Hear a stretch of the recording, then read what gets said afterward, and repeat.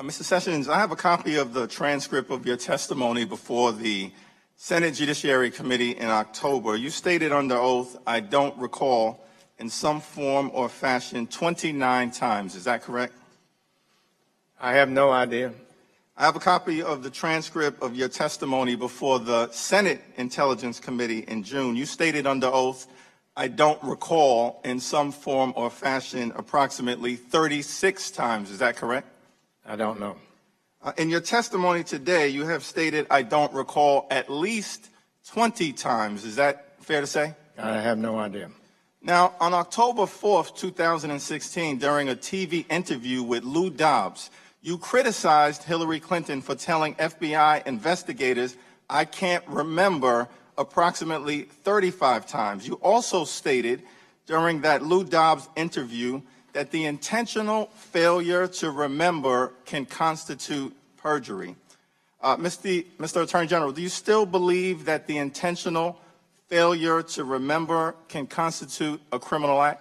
If it's an act to deceive, yes. Okay. Now, you testified in January that you had no contact with Russian operatives during the Trump campaign.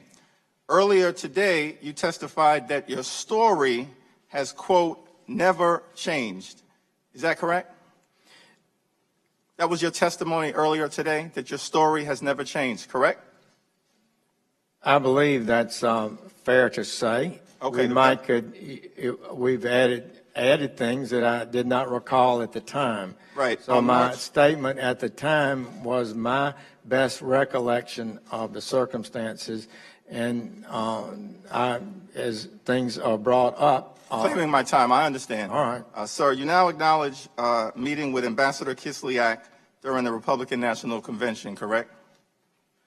I remember I made a speech. He came up to me afterwards. I was standing in front of the speaker program and did chat with him. Okay, thank you. And you encounter, not a meeting. It was just an encounter at that time. Okay, and you also met with the ambassador in September of 2016 in your office, as you've acknowledged, correct? He asked for an appointment. I had two senior staffers, both full colonels in the United States Army, retired in the meeting with me.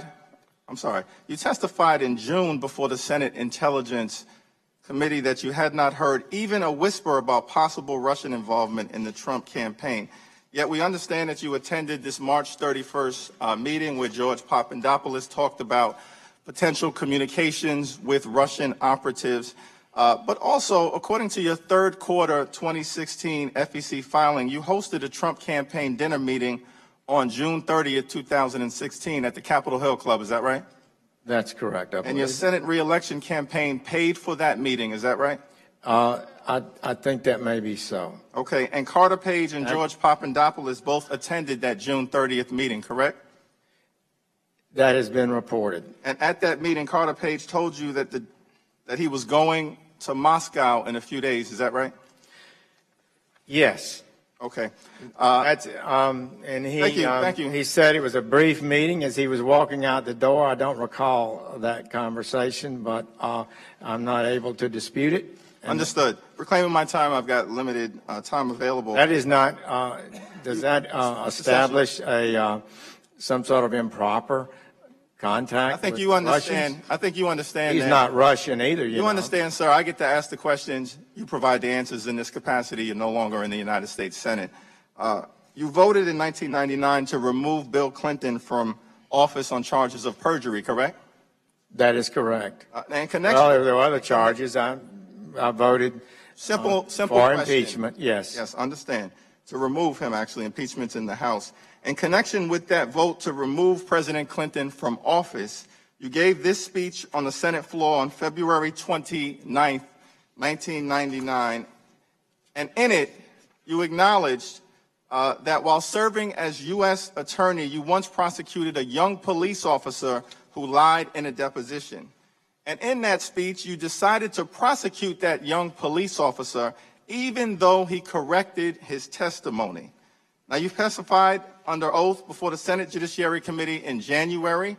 You subsequently corrected that testimony in a March 6 written submission and have been forced repeatedly to come back to the Senate and now the House to clarify. When explaining your vote on the Senate floor to remove Bill Clinton from office, you stated that you refuse to hold a president accountable to a different standard than the young police officer who you prosecuted. Let me be clear. The Attorney General of the United States of America should not be held to a different standard than the young police officer whose life you ruined by prosecuting him for perjury. I yield back.